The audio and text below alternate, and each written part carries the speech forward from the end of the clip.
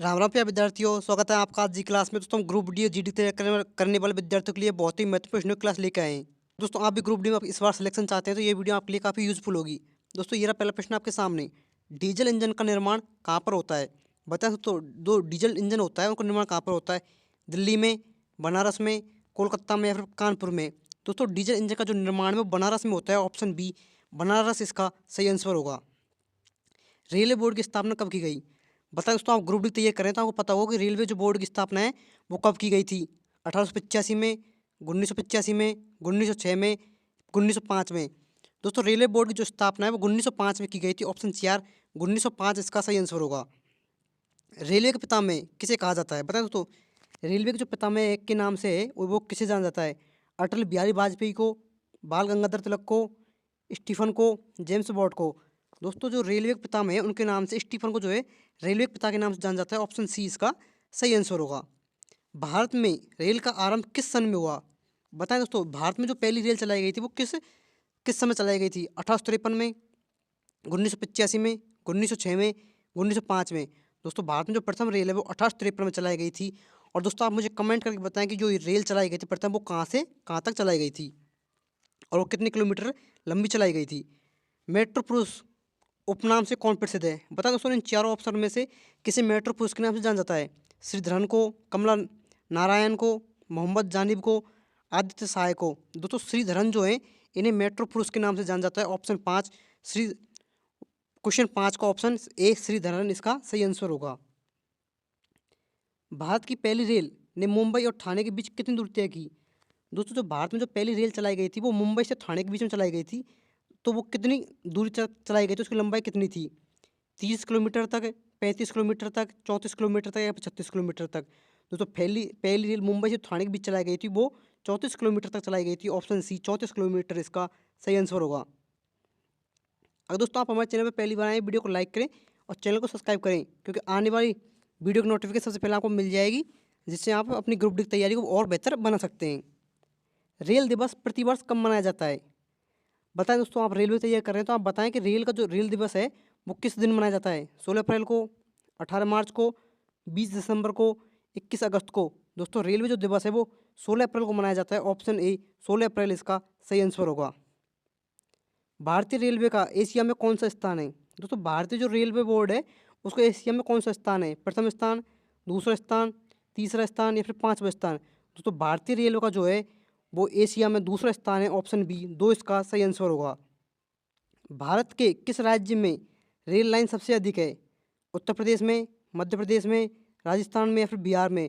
दोस्तों भारत का जो उत्तर प्रदेश है यहाँ पर सर्वाधिक रेल लाइन पाई जाती है। ऑप्शन ए उत्तर प्रदेश इसका सही आंसर होगा।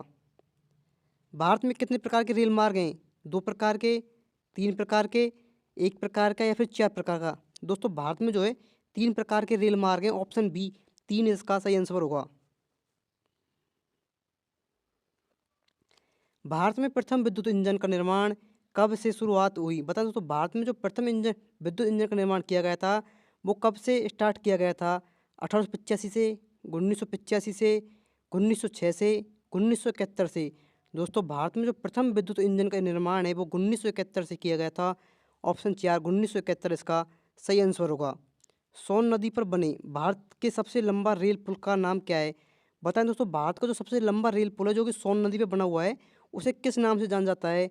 गांधी सेतु के नाम से, नेहरू सेतु के नाम से, इंदिरा सेतु के नाम से या फिर भगत सेतु के नाम से? तो जल्दी जल्दी बताएं कि जो पुल बना हुआ है भारत का सबसे लंबा, जो सोन नदी पे जो पुल बना हुआ है उसे किस नाम से जाना जाता है? तो दोस्तों उस पुल को जो है नेहरू सेतु के नाम से जाना जाता है। ऑप्शन बी नेहरू सेतु इसका सही आंसर होगा। भारत और पाकिस्तान के बीच चलने वाली रेलगाड़ी का नाम क्या है? बताएं दोस्तों, भारत और पाकिस्तान के मध्य जो रेलगाड़ी चलती है उसका नाम क्या है? सद्भावना एक्सप्रेस, सदा ए सरहद, रॉयल ओरिएंट एक्सप्रेस, समझौता एक्सप्रेस?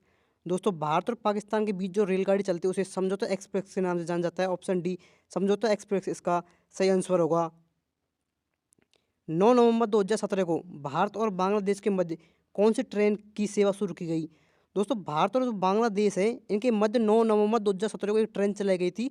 उस ट्रेन का क्या नाम था? बांग्लादेश एक्सप्रेस, बंधन एक्सप्रेस, गतिमान एक्सप्रेस, महाराजा एक्सप्रेस? दोस्तों 9 नवंबर 2017 को जो भारत और बांग्लादेश के मध्य जो ट्रेन चलाई गई थी उसे बंधन एक्सप्रेस के नाम से जाना जाता है। ऑप्शन बी बंधन एक्सप्रेस उसका सही आंसर होगा। बंधन एक्सप्रेस की शुरुआत 9 अप्रैल 2017 को की गई थी। जलियांवाला बाग हत्याकांड कब हुआ? सभी दोस्तों को पता होगा जलियांवाला बाग हत्याकांड किस समय हुआ था? 14 अप्रैल 1919 को, 15 अप्रैल 1919 को, 12 अप्रैल 1919 को या फिर 13 अप्रैल 1919 को। बताएं दोस्तों जलियांवाला बाग जो हत्याकांड है वो कब हुआ था? कमेंट करके बताएं। दोस्तों जलियांवाला बाग का जो हत्याकांड है वो 13 अप्रैल 1919 को हुआ था। ऑप्शन 4 13 अप्रैल 1919 इसका सही आंसर होगा। सांची का स्तूप भारत के किस राज्य में स्थित है? उत्तर प्रदेश में, आंध्र प्रदेश में, मध्य प्रदेश में या फिर असम में? दोस्तों सांची का जो स्तूप है वो भारत के जो है मध्य प्रदेश में स्थित है। जी हाँ दोस्तों, मध्य प्रदेश में सांची का स्तूप स्थित है। ऑप्शन 3 मध्य प्रदेश इसका सही आंसर होगा। समुद्र की गहराई को मापा जाता है। बताएं दोस्तों समुद्र की जो गहराई को किस यंत्र के द्वारा मापा जाता है? फेदोमीटर के द्वारा, रिएक्टर, हाइड्रोमीटर, सोनार। तो समुद्र जो गहराई को मापा जाता है वो फेदोमीटर में मापा जाता है। ऑप्शन 1 फेदोमीटर इसका सही आंसर होगा। राष्ट्रीय ग्रामीण विकास संस्था कहाँ स्थित है? दोस्तों जो राष्ट्रीय विकास ग्रामीण संस्था है वो किस राज्य में स्थित है? हैदराबाद में, चेन्नई में, लखनऊ में या फिर भोपाल में?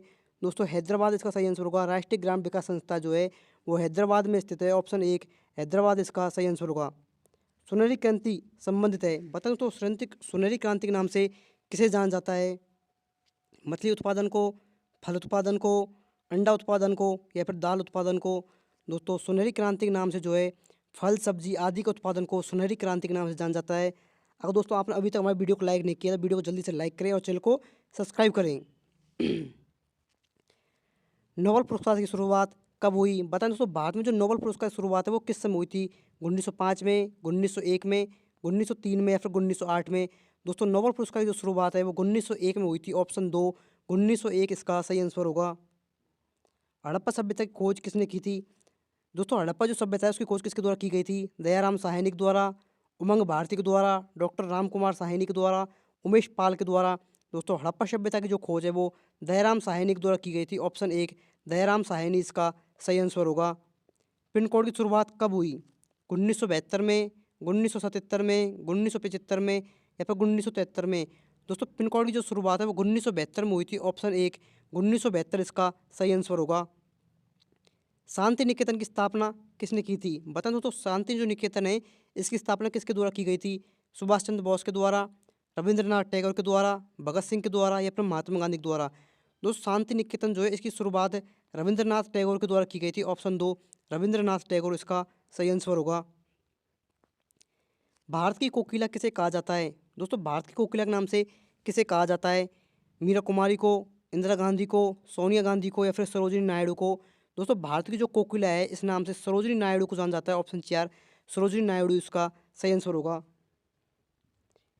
पानीपत भारत के किस राज्य में स्थित है? तो पानीपत जो है वो भारत के किस राज्य में स्थित है?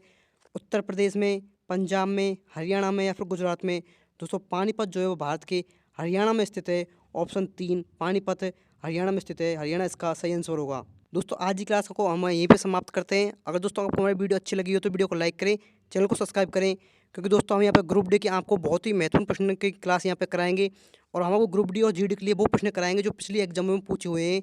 तो एग्जाम दृष्टि से ये प्रश्न बहुत ही महत्वपूर्ण है। धन्यवाद दोस्तों, राम राम।